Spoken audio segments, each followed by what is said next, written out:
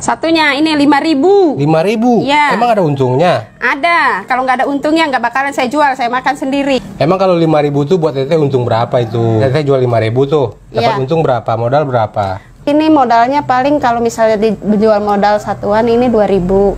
2.000 modalnya? Iya. Berarti teteh untung satu itu 3.000? Iya. Mereka itu kan tidak tahu, biarpun jualan receh, tapi kan kalau dikumpulin kan recehnya itu kan jadi banyak duitnya.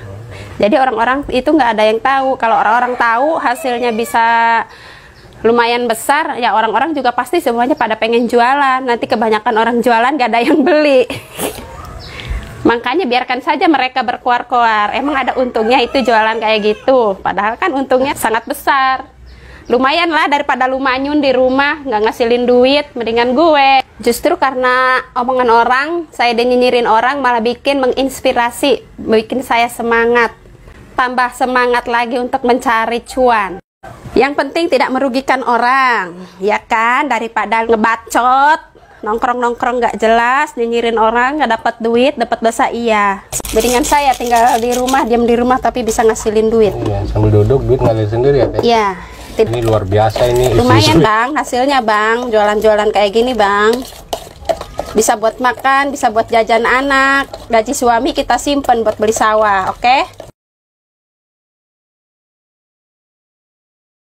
Makanya saya jualan ini cepat kaya. Kita harus pinter. Jadi pedagang itu harus licik. Kalau nggak licik nggak untung.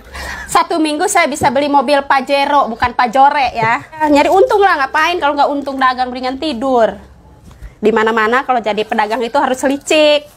Tapi liciknya nggak boleh curang. Harus dicontoh buat emak-emak yang ada di luaran sana. Ini trik licik saya begini ya. Pokoknya punya istri kayak saya tuh beruntung ya. Beruntung banget ya. Pokoknya anugerah ya, bukan musibah. Pintar mencari cuan. Biarkan saja orang-orang yang bergaya di luaran sana. Mau healing, mau ke salon lah, saya mau bodo amat. Yang penting saya mah bisa ngasilin duit. Gak apa-apa, tampil sederhana. Daripada hidup banyak gaya tapi hutangnya di mana-mana. Mendingan saya penampilan gembel, tabungannya di mana-mana. Semoga menginspirasi buat bunda-bunda di rumah. Jangan lupa di-share video dari saya. Jangan lupa dibagikan. Semoga menginspirasi untuk teman-teman semua. Amalan buat saya bersedekah ilmu kepada teman-teman semua. Semoga yang mau jualan, bingung mau jualan apa, dengan melihat video dari saya ini semoga menginspirasi.